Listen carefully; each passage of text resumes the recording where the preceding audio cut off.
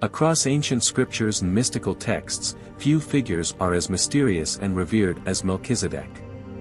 Mentioned in both the Old Testament and the New Testament, he is described as a king, a priest, and a divine servant without recorded beginning or end. His story has fascinated scholars, mystics, and believers for thousands of years, a figure seemingly outside of time, sent by God for a divine mission. But who was Melchizedek? What are the origins of this enigmatic king?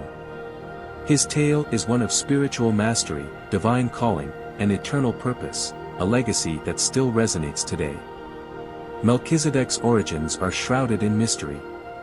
The book of Genesis, 14:18-20, introduces him suddenly. Then Melchizedek, king of Salem, brought out bread and wine. He was the priest of God Most High, and he blessed Abram, saying, "Blessed be Abram by God Most High, creator of heaven and earth. And blessed be God Most High, who delivered your enemies into your hand." This passage is the first and only direct mention of Melchizedek in Genesis, leaving readers to wonder where he came from.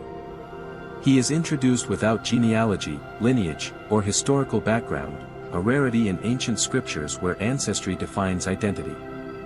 The title, King of Salem, is often interpreted as King of Peace, as Salem is connected to the Hebrew word shalom, peace. Some believe Salem refers to Jerusalem, linking Melchizedek to the city central to so many biblical stories. In his only recorded earthly appearance, Melchizedek meets Abram, later Abraham, after a victorious battle. As a priest of God Most High, El Elyon, he blesses Abram and offers bread and wine, symbols later associated with divine sacrifice in Christianity. In return, Abram offers Melchizedek a tithe, giving him 1/10 of all his possessions, recognizing Melchizedek's divine authority.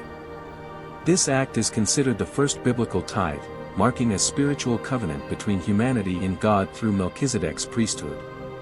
Melchizedek is called a priest forever in Psalm 110 verse 4.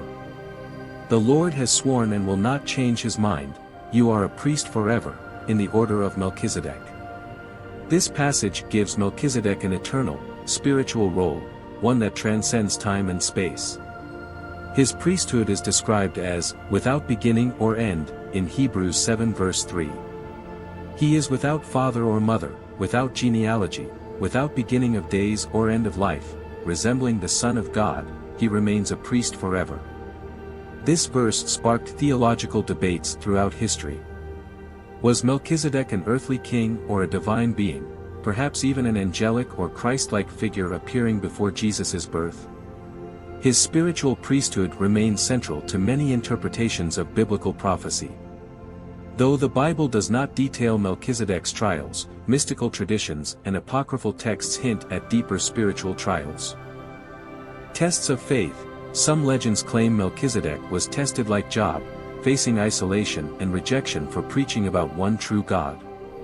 Mystical leadership. As a priest-king, he faced spiritual opposition from earthly powers, resisting temptations of wealth and control in favor of divine service.